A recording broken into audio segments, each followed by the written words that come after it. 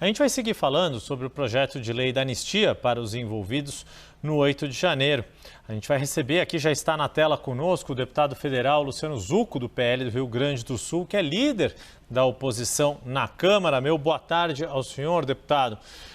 Foi anunciado, enfim, que a bancada do PL, o líder do seu partido, Sóstenes Cavalcante, conseguiu a maioria dos deputados, pelo menos 257, já falou até um pouco mais de 260, em apoio à urgência da anistia. Uma coisa é a urgência, outra coisa é o mérito. Mas queria que o senhor nos contasse, então, a partir de agora, qual vai ser a próxima ação política dos defensores do projeto de lei da anistia? É pressionar o presidente da Câmara, Hugo Motta, a colocar em pauta, em votação no plenário? Boa tarde, Yuri. Boa tarde, Débora. Boa tarde, Theo, a todos que nos assistem. Olha, a anistia é uma pauta nacional, é uma pauta que não é mais da direita. Nós estamos falando de um cenário que precisa ser resolvido o quanto antes para que a gente possa virar a página, que a gente possa realmente ter o confronto aos assuntos que são importantes para desenvolver o país. E isso ficou retratado, mesmo com toda a ação do governo, mesmo sabendo que o Centrão está alinhado, agora menos, mas ainda alinhado ao governo, e nós já estamos com cerca de 270 assinaturas. Estamos chegando próximo a 270 assinaturas e eu não tenho dúvida que esse número só vai aumentar. Nós temos um diálogo franco, responsável, com o deputado Hugo Motta, presidente da Câmara. Já tínhamos esta responsabilidade de deixar claro para ele as prioridades da direita, seja para a liberdade individuais, seja pela livre expressão, seja a pauta da anistia. Temos pessoas que estão presas há 2 anos, pessoas que não tinham arma, pessoas que não mataram ninguém, pessoas que não cometeram crimes e mesmo assim estão aí sendo condenadas, muitas a 17 anos, mais do que estuprador, mais que homicida. Enfim, fazendo esta introdução, eu quero dizer que sim, a nossa intenção agora com as assinaturas, tirando a pressão das lideranças, mostrando a responsabilidade que a gente tem com o povo brasileiro, é que agora, com a maioria da Câmara Federal, esta pauta entre para plenário o mais rápido possível. Sabemos da viagem internacional que ele está fazendo, mas na semana do dia 20, mais precisamente dia 22 a 24, a gente quer pautar esse projeto que para nós é importante, para o Brasil é importante. E eu não tenho dúvida, como eu disse anteriormente, que temos voto para isso. Oi, deputado. Boa tarde. Obrigada por estar conosco. Deputado, eu gostaria de sentir... O senhor é líder da oposição, portanto, uma liderança muito ouvida, muito importante e que dialoga bem também com o presidente da casa, Hugo Motta. Gostaria de entender, então, assim... Pelo seu diálogo com ele, pelo que o senhor está sentindo, era só uma questão de conseguir o número de assinaturas ou precisa de algo mais para convencê-lo a pautar a urgência do projeto? Boa pergunta, Débora. Como eu disse, assim, o Hugo Motta tem as suas responsabilidades com o campo da esquerda, né? Ventila-se que pode ser a questão da vaga ao Tribunal de Contas da União e também tinha um diálogo franco e foi por este motivo que não lançamos candidato, que entendíamos que o nome dele era um nome centrado, equilibrado para pautar pautas da esquerda, da direita e do centro, e a nossa pauta principal também era a questão da anistia. Ele já tinha sinalizado que queria construir, né, uma forma mais, digamos assim, confortável para pautar a anistia. Nós já tínhamos o compromisso com alguns líderes de partido, presidentes de partido, como o PSD, Progressista, Republicano, Podemos, e a gente agora tem, efetivamente, de forma clara, no CPF, mais do que o necessário para pautar uma urgência. E como eu disse anteriormente, estamos chegando cada vez mais aí parlamentares querendo se somar a esse pedido. Então agora a gente acredita que está bem confortável. Nós vamos, logicamente, dialogar também sobre essa questão das penas. A anistia, ela por si só já seria necessário, já que nós acreditamos que houve por parte de alguns a depredação de patrimônio público, que é uma pena que não chega a 2 anos, e muitos já cumpriram, inclusive em regime fechado, ou seja, tem que ser uma anistia ampla, mas vamos conversar com o presidente Hugo Motta, já temos o acordo com vários líderes partidários, como esse que citei, e agora já está maduro, Débora e Yuri. Nós temos condições, como eu disse anteriormente, de avançar em pautas importantes. A anistia já aconteceu na década de 70. Hoje nós não podemos ter vermelho e azul, esquerda, direita. Nós precisamos pensar em Brasil. E nesse sentido, é uma pauta que já está madura, que precisa ser aprovada. E eu acredito que o presidente Hugo Motta já está confortável com as estratégias que nós conseguimos como oposição, por meio do PL, por meio de líderes. E eu não tenho dúvida que na semana do dia 20, isso a gente vai avançar e quem sabe já pautar para votação em plenário. Deputado, deixa eu trazer o Theo Cury, como o senhor já anunciou ao nos saudar aqui, que vai participar da entrevista. Theo Cury, o deputado Luciano Zucco te ouve. Deputado, boa tarde. De que maneira o texto vai ser trabalhado a partir desse momento? A gente deu informação, outros veículos também deram, sobre o ex-presidente ter pedido uma revisão nesse texto. Imagino, muito provavelmente, para evitar eventuais resistências também à tramitação e à discussão do mérito do texto. Queria entender, na prática, o que pode mudar no texto e qual que vai ser, até para quem está acompanhando a gente poder entender, qual que vai ser a ideia e o que o texto vai apresentar, quais serão essas mudanças e quem será impactado caso esse texto de fato seja aprovado. Boa tarde. Boa tarde, Theo. Perfeita análise. Theo, a gente precisa entender que o fato principal é a existência de injustiças. Não houve dosimetria, não houve uma individualidade da pena, não houve o devido processo legal, os advogados foram desrespeitados. Nós estamos falando realmente de uma perseguição política. Já entendemos também que poderia ter sido tratado em primeira instância. Enfim, são vários pontos que amadureceram a pauta. Não só o caso da Débora, que por um batom numa estátua que foi lavada em meia hora, tinha uma condenação inicial de 17 anos. Então é importante salientar, são vários fatos que trouxeram a essa maturidade.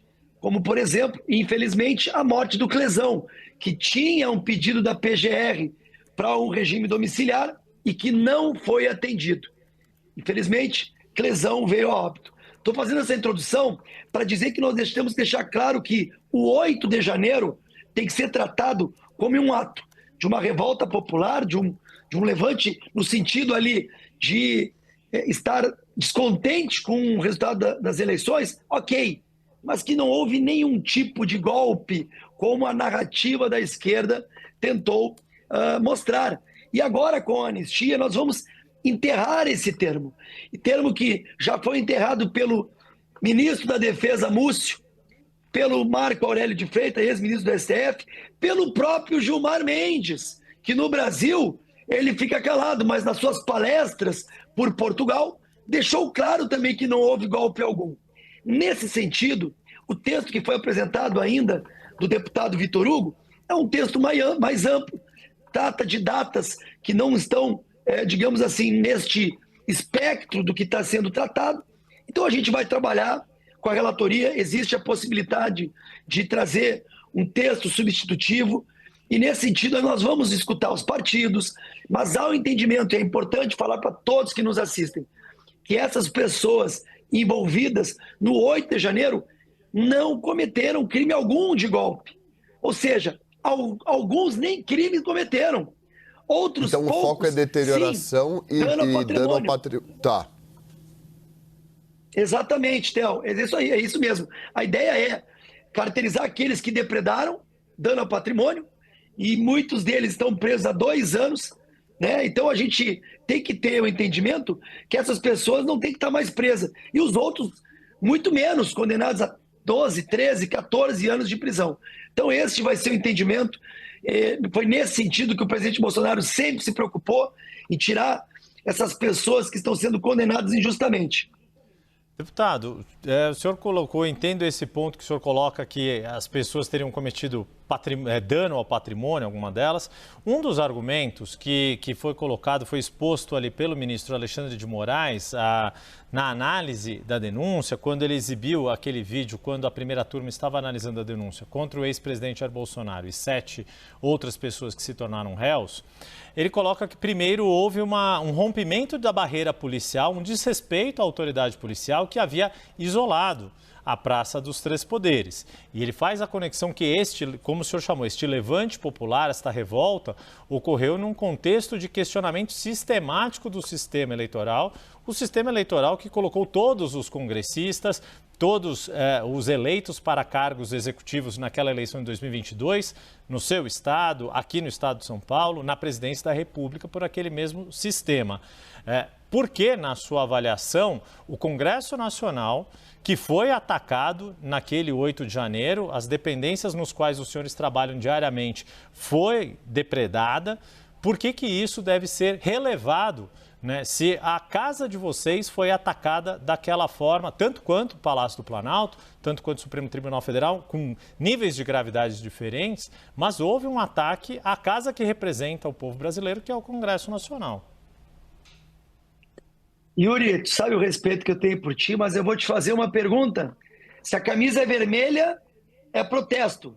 Se a camisa é verde e amarela, é golpe. Por que o MST, que fez tanto ou pior que esses manifestantes, não ficou ninguém preso uma semana? O MST depredou da mesma forma, queimou ministérios, machucou policiais e não ficaram uma semana preso. Yuri, mas é camisa vermelha? Pode. Então eu quero deixar muito claro, nós sabemos que inclusive temos ainda muito a se investigar. Seu Flávio Dino, que não liberou as câmeras, seu ministro Alexandre de Moraes, que sofre críticas contumazes de ministros, ex-ministros como Marco Aurélio, outros parlamentares, outros magistrados, porque ele é delegado, ele é promotor, ele é investigador, ele é vítima. Desculpa, quem é o ministro Alexandre de Moraes para falar que passaram pelas polícias? Mas o MST faz isso toda hora. Fez no meu estado do Rio Grande do Sul, quando matou um policial militar degolado. Eu sinceramente, eu gostaria muito que a gente tivesse o entendimento, o equilíbrio, para saber que o fato que aconteceu, o dano ao patrimônio, deve sim ser analisado, mas não pode se chamar de golpe, gente. Ontem mesmo, alguns indígenas foram para cima da polícia, teve até uma parlamentar que tomou um gás-pimenta na cara. Uhum. Tudo isso são protestos errados, mas sinceramente, eu gostaria que tivesse a clareza dos fatos, sem exército, sem marinha, sem aeronáutica, sem polícia, sem armas, sem uma liderança. Que golpe é esse? Então, vamos que sejam imputadas responsabilidades aos que eles cometeram e não que se politize esquerda contra direita. Como eu disse anteriormente, tem muita coisa que esse governo tem que fazer pela frente do que ficar escondendo nessa cortina de fumaça uma polêmica, já que os seus escândalos cada vez aparecem mais. Deputado, tenho aqui uma pergunta para o senhor. O próprio Jair Bolsonaro, ele costuma avaliar que deve acabar sendo condenado pelo Supremo Tribunal Federal, já que ele diz que é uma condenação política e fruto de uma perseguição política, segundo a avaliação dele, do entorno dele. Neste caso, ele está sendo apontado, foi tornado réu como ali um dos mentores desse suposto golpe de Estado, tentativa de golpe de Estado. Minha pergunta para o senhor, considerando esse contexto, Jair Bolsonaro, se de fato for condenado, também merece uma anistia? Débora, eu vou ser muito franco, não vou titubear. Condenado por quê? Por qual fato? Por 11 delações diferentes uma da outra? O fruto do Cid ter ficado preso, hoje foi arquivado, que eram os cartões de vacina. Vamos pensar um pouquinho o que está acontecendo? Vamos pensar um pouquinho sobre o sistema político nacional? Ele está inelegível por ter conversado com embaixadores. Aí, no caso, por isso que eu estou te falando que sob esses argumentos, seria, se vier ser condenado, seria, na avaliação dele, justamente por isso que o senhor está falando, uma condenação política. E por conta disso, e aí eu te pergunto, né, já nesse contexto, colocando esse contexto que o senhor põe, ele mereceria também uma anistia, já que seria uma condenação política? Eu vou te responder de forma mais clara ainda. O presidente Bolsonaro não cometeu crime algum. Se não cometeu, logicamente que ele teria que ser anistiado, mas anistiado do quê? É isso. O problema é a gente estar falando sobre um movimento político em torno de uma pessoa que está liderando todas as pesquisas, uma pessoa que já demonstrou que tem coragem para lutar contra o sistema, que pegou uma pandemia, que pegou uma guerra, mas, logicamente, que sabemos que ele incomodou muita gente. O presidente Bolsonaro não cometeu crime algum. Já arquivaram baleia, já arquivaram cartão de vacina, já arquivaram joias. Tem que arquivar isso também por meio de uma anistia, pode ser? Agora, é impressionante o que a gente está vendo. Eu espero, como eu disse anteriormente, que a justiça seja feita. O presidente Bolsonaro, ele estava lá no Nordeste agora, preocupado não só em fazer um evento político, ele está preocupado em mostrar para a sociedade brasileira o que está acontecendo. Não só que a carne está cara, que a laranja está cara, que as corrupções estão voltando nesse governo federal, mas que ele está vivo e que ele quer continuar trabalhando, que ele quer se colocar à disposição do Brasil. E as pesquisas demonstram que há um interesse da sociedade brasileira, que se faça democracia e não relativa. Por isso que eu acredito que sim, ele tem que estar presente em toda e qualquer anistia prevista. Théo Cury, sua pergunta para a gente terminar aqui a entrevista. Vamos lá, só uma pontuação, que a das joias ainda não teve uma conclusão por parte do Supremo, porque não houve um parecer da PGR. Uma última pergunta para o senhor. Nessa semana, um dos grandes assuntos foi uma conversa, a repercussão sobre uma conversa do Hugo Motta com o presidente Lula sobre alternativas. Obviamente, é um tema que vocês, como políticos, vocês, como parlamentares, precisam também, na nossa democracia, conversar, e pelo bem da política, conversar também com a base governista e com o próprio governo. Quais alternativas em conversas com o governo estão sendo discutidas? Como convencer? Obviamente, nem todos os integrantes da base governistas ou simpáticos ao governo necessariamente vão concordar, mas quais argumentos pretendem usar? E, segundo ponto, eventualmente esse caso sendo barrado pelo Supremo Tribunal Federal, em caso de contestação, em caso de questionamento sobre legalidade, quais as alternativas, jogando, obviamente, bem lá para frente? Olha, primeiro que o diálogo com o governo, praticamente com a oposição, não existe. A gente não está torcendo contra o governo, a gente está torcendo pelo país, mas já denunciamos a licitação de comunicação, que não existiu porque ficou escancarado possíveis irregularidades. Já denunciamos também uma licitação do arroz asiático, tendo aqui no meu estado sofrido tanto por enchentes, não queriam nem comprar o arroz do Rio Grande do Sul ou do Brasil. Estamos denunciando agora uma relação junto à COP30, valores absurdos em torno de uma ONG internacional que está contratando até papel higiênico sem licitação. Então, denúncias contra o governo tem aos montes. O diálogo que ele tem com o Hugo Motta, bom, o próprio Centrão está demonstrando um certo abandono em relação à pauta governista. Nós entendemos, sim, que o Hugo Motta agora tem a clareza de que ele tem a maioria da Câmara Federal. Não há mais justificativa nenhuma de nós não pautarmos e passarmos essa responsabilidade ao plenário. Estamos dispostos a ter um texto realmente que atenda à proporcionalidade das penas, o devido processo legal, a ampla defesa, e no tocante ao que ocorreu, vai acabar abarcando as pessoas que estavam ali. Ou seja, a anistia vai ser ampla, porque aquelas pessoas estão presas injustamente. Muitas delas, inclusive, estão fora do país. Nós precisamos entender que o STF não é um parâmetro de justiça. Espero que ele respeite o Congresso Nacional, que depois da Câmara Federal já temos o entendimento e o diálogo franco com o senador Alcolumbre. Quem está fazendo essa interlocução, inclusive, é o senador Rogério Marinho, que já deixou claro. O senador Alcolumbre se comprometeu em aprovado na Câmara, será pautado no Senado. Ou seja, temos o Congresso empenhado pela anistia, pela pacificação, pela justiça.